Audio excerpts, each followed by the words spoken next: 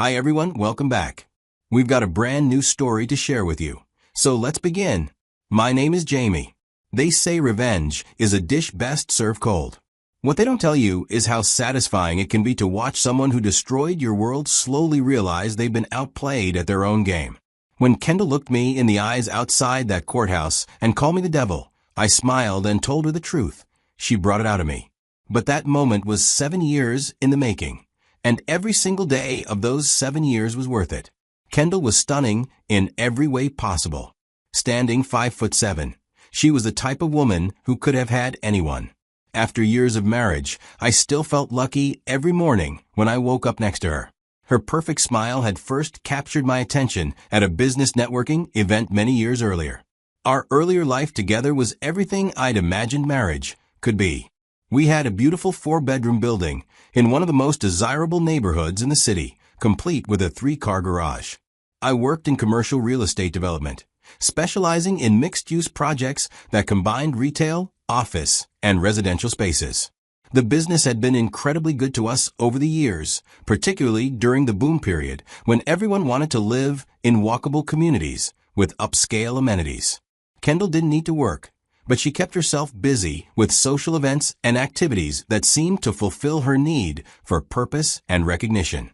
Money wasn't an issue for us. I'd been smart about investments from early in my career, diversifying into commercial real estate holdings, blue-chip stock portfolios, municipal bonds, and private equity partnerships that had grown substantially over time. Our net worth was spread across various investment vehicles and business entities that I'd established for tax efficiency and asset protection. We lived comfortably, but not ostentatiously, though we certainly had more wealth accumulated than most people our age. Kendall knew about our financial situation in general terms. She understood that we were wealthy and that money wasn't something she needed to worry about. But she'd never been particularly interested in the details of how our wealth was structured or managed.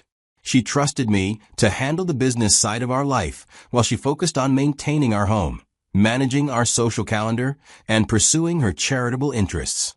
This arrangement had worked well for both of us for years. I enjoyed the challenge and complexity of managing our investments and business interests, while Kendall excelled at creating the kind of lifestyle and social connections that enhanced both our personal happiness and my professional opportunities. After many years of being married, Kendall gradually became distant, but it became more pronounced over time. Suddenly, she was spending more time away from home, taking phone calls in private, and seeming distracted and not engaging even when we were together. The changes weren't dramatic enough to set off alarm bells initially. She was still engaging in the normal routines of our married life. But there was an underlying tension and preoccupation that hadn't been there before. When I asked her about the change in her behavior, she brushed off my concerns with vague explanations about being busy. She mentioned that some of her committee work had become more demanding and that she was dealing with personality conflicts among the volunteers that made everything more complicated and time-consuming. I accepted these explanations initially because they seemed reasonable and because I trusted her completely. Kendall had always been deeply involved in her charitable work, and it made sense that increased responsibilities might create additional stress and require more of her attention. But the distance between us continued to grow over the following weeks. Our conversations became more superficial, focusing on practical matters like household schedules and social commitments, rather than the deeper, more personal discussions that had always been a hallmark of our relationship. Our physical intimacy decreased noticeably, with Kendall often claiming to be too tired or distracted for the kind of closeness we had always shared. Most troubling was the sense that her mind was somewhere else, even when we were spending time together. During our usual evening routine of sharing dinner and talking about our days, I could see that she was mentally absent, going through the motions of conversation while clearly thinking about something else entirely. After several weeks of this pattern, during which the distance between us had become impossible to ignore, I decided to press her more directly about what was bothering her. I chose a quiet Saturday evening when we were both home with no social commitments or distractions, opened a bottle of her favorite wine, and asked her to talk to me honestly about whatever was troubling her. I told her that I could sense something was fundamentally wrong, and that continuing to pretend otherwise wasn't helping either of us address whatever problem was causing her obvious distress. I explained that whatever the issue was, we could work through it together, but only if she was honest with me about what was happening in her life. Her initial response was the same dismissive reassurance she'd been giving me for weeks. She insisted that everything was fine and that I was overthinking the situation, reading problems into normal fluctuations in mood and energy that everyone experiences from time to time. But I could see the stress in her face and the way she avoided making direct eye contact while she spoke. I told her that I knew something was seriously wrong and that I could see what she was trying to hide. That's when she broke down completely into tears as she finally admitted that she had been having an affair. But the confession was only the beginning of a much more complicated and disturbing story that would reveal just how badly she had misjudged both me and the situation she had created.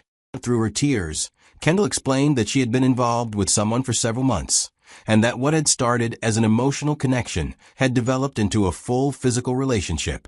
But the affair had recently taken a dark and dangerous turn that was causing her enormous anxiety and fear.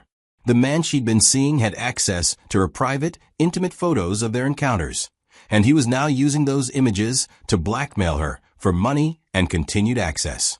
He had threatened to send the photos to me, to her family, and to the various organization boards she served on if she didn't comply with his escalating demands. She was terrified about what would happen if the photos became public, worried about the impact on both of our reputations and our marriage. The blackmailer had been escalating his demands, asking for larger amounts of money and threatening to send the images to me and others if she didn't comply with his requests. When I asked who the man was, her answer hit me like a physical blow. It was someone she had introduced me to months earlier at a get-together event. When I'd mentioned that I found him somewhat suspicious and didn't particularly like him because of how close he was to her that night, Kendall had laughed and told me not to worry about him, that he was harmless and just a friend. Learning that she had been cheating on me with someone I had specifically expressed concerns about made the betrayal feel even more deliberate and calculated.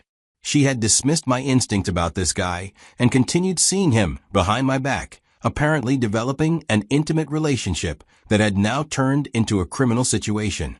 I held myself together as she finished explaining the situation, trying not to show how completely this information was destroying me internally. The woman I had loved and trusted had not only been unfaithful, but had gotten herself into a dangerous situation with exactly the kind of person I had warned her to avoid. But beyond my personal devastation, I was also concerned about the criminal nature of what this guy was doing.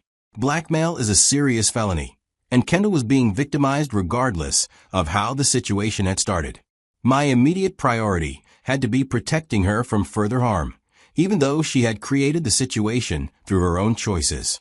I told Kendall that we needed to contact my attorney immediately and involve law enforcement in handling the blackmail scheme. She was initially resistant, worried about the embarrassment and legal complications that might result from making the situation public. But I explained that paying blackmail never makes the problem go away. It only encourages the blackmailer to make additional demands. The only way to stop him was to have him arrested and prosecuted for his crimes. I assured her that we would handle the situation as discreetly as possible while still ensuring that justice was served. My lawyer was experienced in handling sensitive legal matters and understood the importance of discretion in our situation. He coordinated with law enforcement to build a case against the blackmailer using the threatening messages and financial demands that Kendall had received. The police investigation moved quickly once they had the evidence of the blackmail scheme. They were able to obtain warrants for his electronic devices and financial records, which provided additional proof of his criminal activity. The private photos he had taken of Kendall were recovered as evidence, ensuring they wouldn't be used against her in the future. When David was arrested, he initially tried to deny the blackmail allegations, claiming that any money Kendall had given him was voluntary and that their relationship had been consensual. But the evidence against him was overwhelming, including text messages explicitly threatening to release the photos and videos if his demands weren't met. The criminal case proceeded through the court system over several months, with a blackmailer eventually pleading guilty to blackmail charges in exchange for a reduced sentence. The resolution of the legal case meant that Kendall was no longer under threat, but it didn't address the underlying issues in our marriage. After the police had handled the criminal aspects of the situation, Kendall began using every opportunity to ask me to forgive her for the affair. She was clearly terrified that I was going to end our marriage and seemed desperate to rebuild our relationship. I actually did think seriously about divorce during this period. The betrayal had been devastating, and I wasn't sure that I could ever trust her again after what had happened. The affair itself was painful enough, but the fact that she had chosen this guy despite my warnings made it feel like a deliberate rejection of my judgment and concerns. But as I considered my options, I began to think more strategically about the financial implications of an immediate divorce. Our assets had grown significantly over the years of our marriage, and Kendall would be entitled to a substantial portion of our wealth in a divorce settlement. If I filed for divorce while emotions were running high and the affair was fresh, she would likely receive close to half of everything we had built together. That would mean losing millions of dollars to someone who had betrayed our marriage and ignored my explicit concerns about the man she chose to have an affair with. I realized that I could potentially protect more of our assets if I took time to restructure our finances before filing for divorce. It would require careful planning and legal maneuvering, but it might be possible to minimize Kendall's claim on the wealth I had worked so hard to accumulate. The more I thought about this approach, the more appealing it became.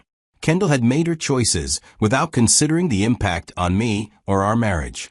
Why shouldn't I make my choices based on what is best for my financial future? When Kendall suggested that we seek marriage counseling to work through our problems, I agreed immediately. Counseling would serve two purposes.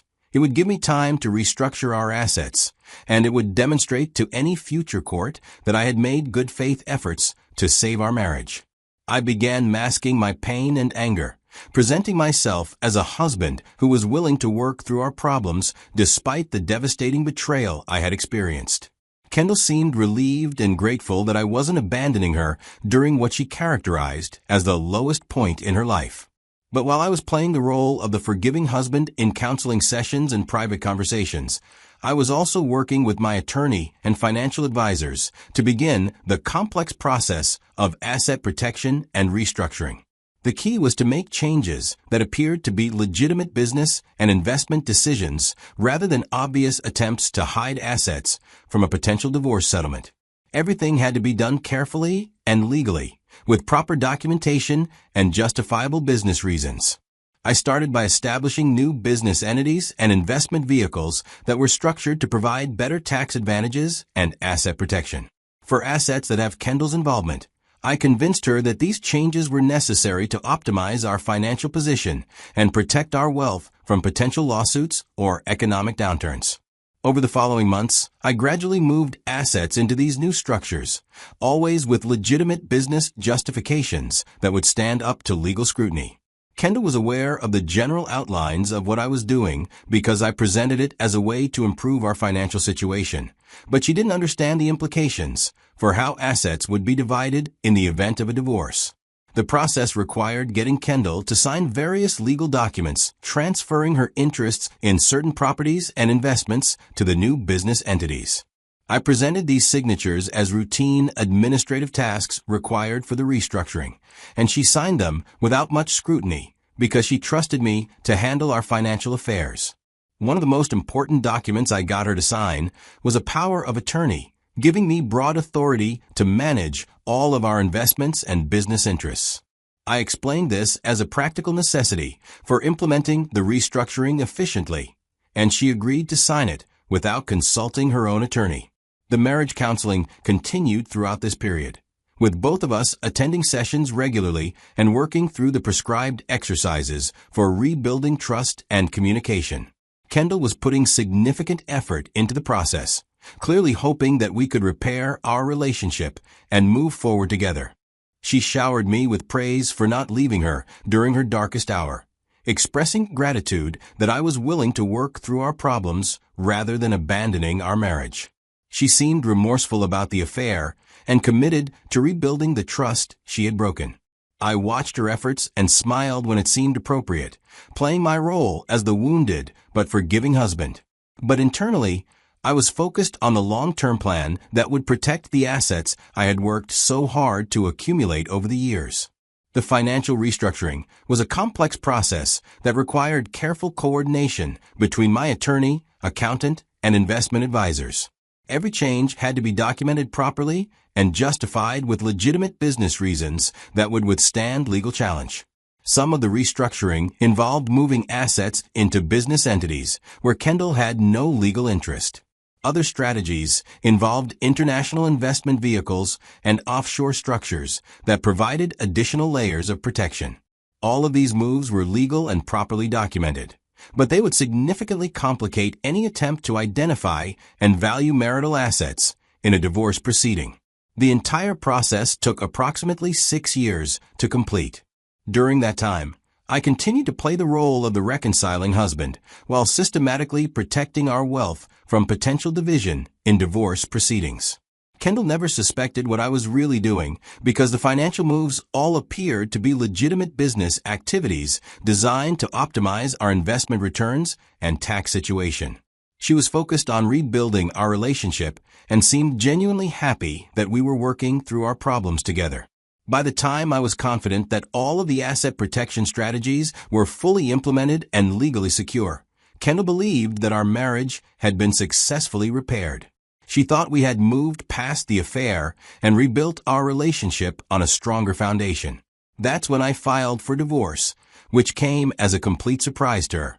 The papers were served while she was at home, and she called me in a panic, asking what was happening and why I was ending our marriage after years of successful counseling. I calmly explained that I had never actually forgiven her for the affair and that the counseling had been part of my process for deciding how to move forward. I told her that I had concluded our marriage couldn't be repaired and that I was ready to begin the next chapter of my life. When Kendall tried to hire a divorce attorney, she quickly discovered that she didn't have access to most of our assets. The financial restructuring I had implemented over the previous 6 years had moved the majority of our wealth into business entities and investment vehicles where she had no legal claim.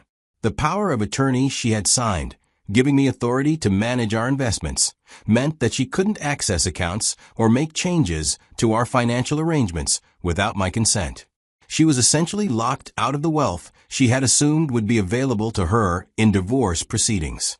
She managed to find a lawyer who was willing to represent her on a contingency basis, but as the divorce progressed, it became clear that her legal options were severely limited by the financial structures I had put in place.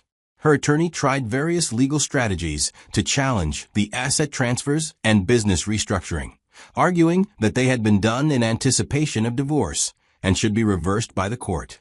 But because the transfers had been implemented over the years and had legitimate business justifications, they were much harder to challenge than if they had been done immediately before filing for divorce.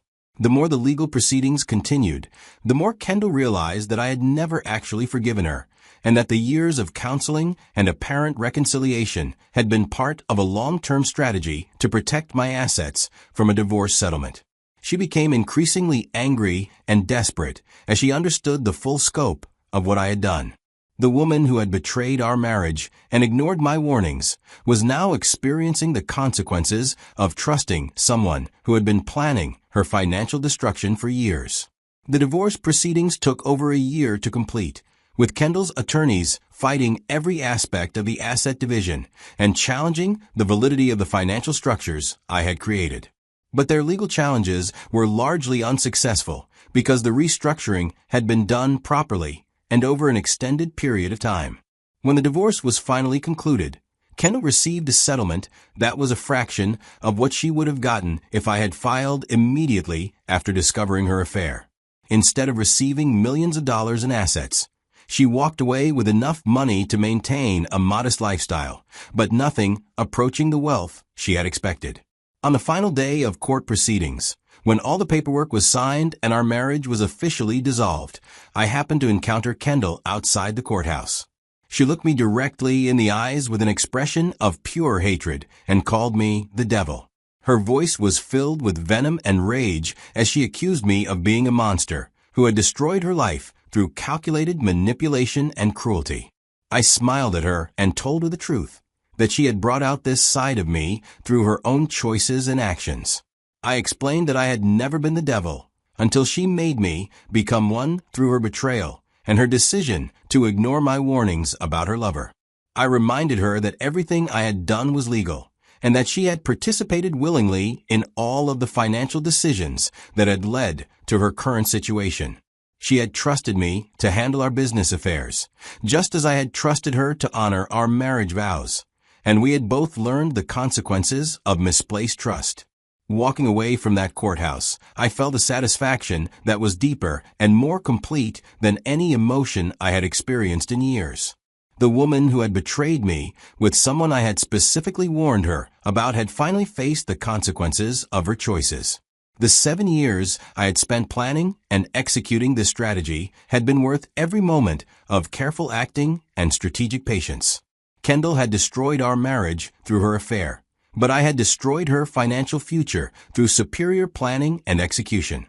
Some people might consider what I did to be cruel or excessive, but I saw it as simple justice. She had made her choice to betray our marriage, and I had made my choice about how to respond to that betrayal. The difference was that I had been smarter about the long-term consequences of my actions.